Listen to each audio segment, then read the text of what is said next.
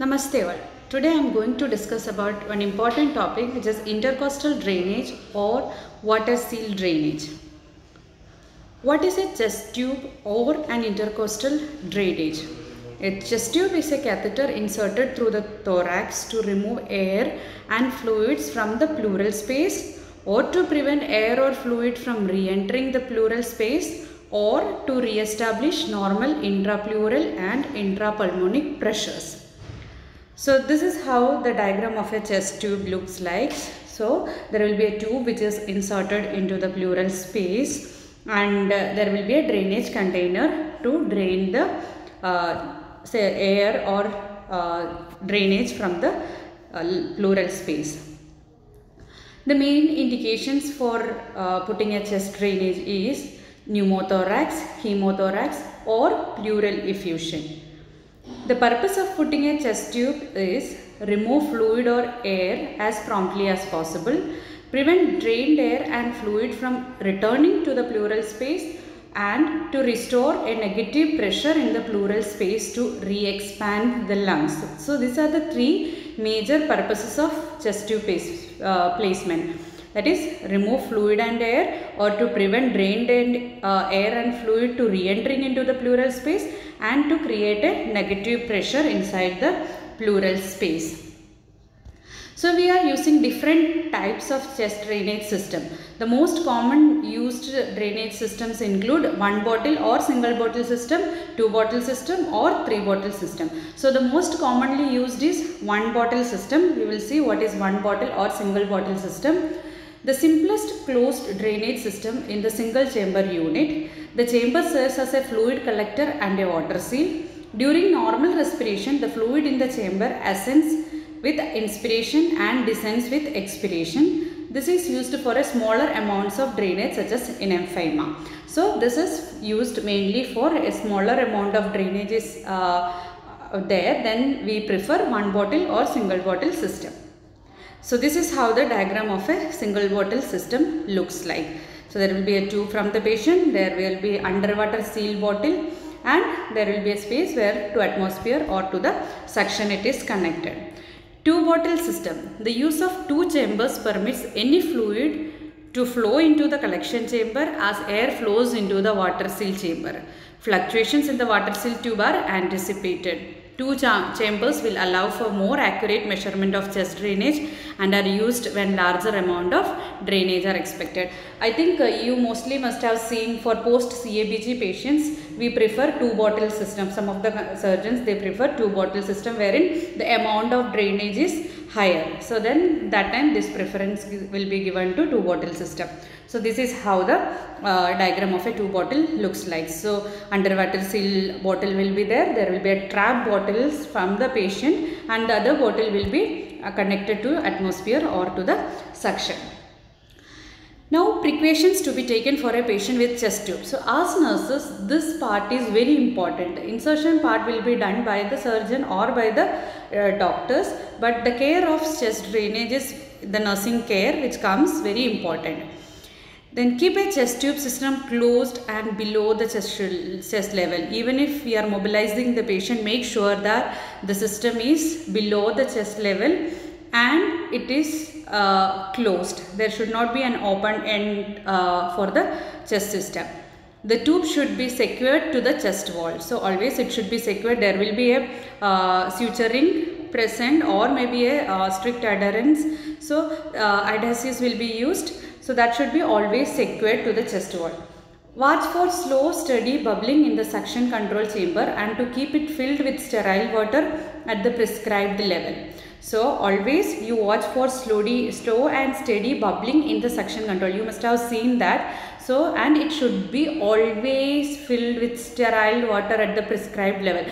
Different companies will be suggesting for different levels of water drainage. So it should be, there should be always a marking on the bottle how much amount of water needs to be filled. So the one which we are using usually requires 100 ml of water filling in that. So it is always you have to be very careful that whenever you empty a ICD drain or whenever you put or attach a new bag or bottle, ensure that there is a minimum requirement of water is filled in the water bottle.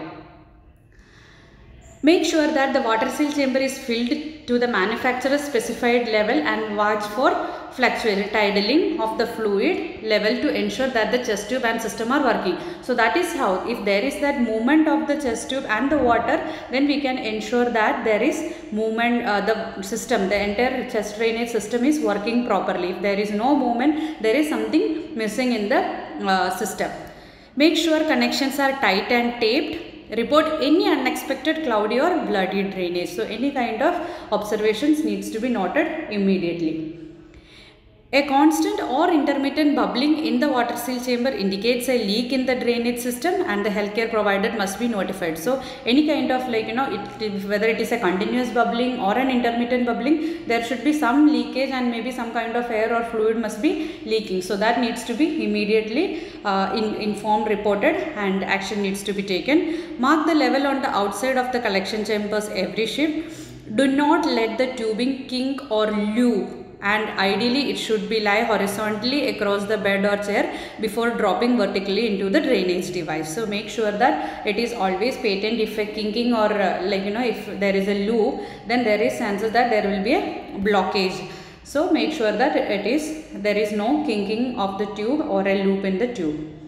Encourage your patient to cough, deep breathe, and use the incentive spirometer. That needs to be encouraged. Make sure that he or she is frequently repositioned and ampulated if not contraindicated. Routinely assess respiratory rate, breath sounds, SpO2 levels, and the insertion sites for some subcutaneous emphysema. So there is no restriction as such for mobilization even if the patient is on chest tube or chest drainage. So only thing is we have to be careful. We have to secure the chest tube or we have to hold the drainage tube properly while mobilizing the patient.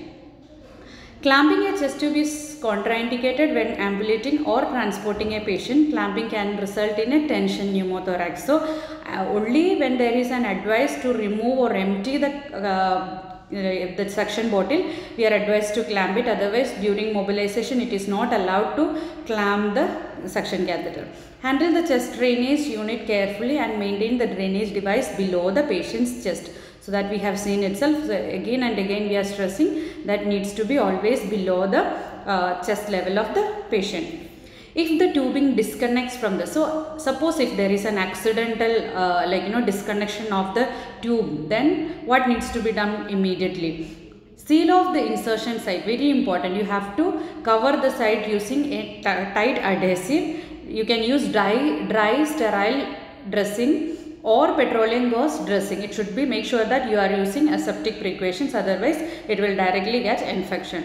Instruct the patient to exhale as much as possible and to cough. This maneuver rids the pleural space of as much as air as possible.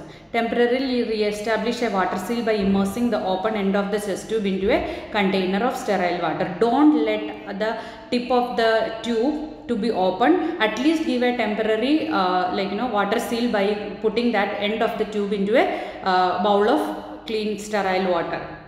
So this is what needs to be done if at all an accidental removal of chest drain happens. So now what needs to be taken care while termination of the chest tube? Explain the procedure to the patient. Equipments which are required for the removal as per the surgeon or as per the doctor needs to be made available. Tooth should be pulled at the end of the full inspiration. Some physicians prefer cuffing or holding breath to increase intrathoracic pressures and put an occlusive dressing. So nurse's responsibility in termination of chest tube is we will be assisting for the procedure. We won't be directly removing the chest tube. It is always the surgeon or the doctors who removes it. So our responsibility to make sure that the equipment's removal for termination of chest tube is available. Also make sure that we are sealing the area properly after removing the dressing, and observe the site continuously for any kind of bleeding or any kind of water or any fluid coming out from the area. So that is most important. So that was all about chest drainage system. So the most important things which we need to like as nurses we should know is like the water drainage system, water seal. That is very important. Make sure that whenever you empty a drain, you have to make sure that while reinserting there is the minimum amount of water needs to be put on in the bottle. And while calculating the drain, that is also very important, while calculating the drain amount, you need to minus the amount of water which you have filled in the drainage. That is important. Otherwise, that also will be calculated as a drainage and it may be misinterpreted as a large amount of drainage. So, always the amount of water needs to be minused from the total amount of drainage. That is also very important. So, observe the site also for any kind of leakage post or the after the termination of the chest tube. So these are the important things which you have to keep in mind when you handle a chest drainage. And the level of the chest drainage, as we said, it should be always below the chest level. These are the few important takeaway points which I will say about this topic. So this is very important topic, and make sure that what are the things which we have covered is followed when there is a patient with chest tube or an intercostal drainage. Thank you so much.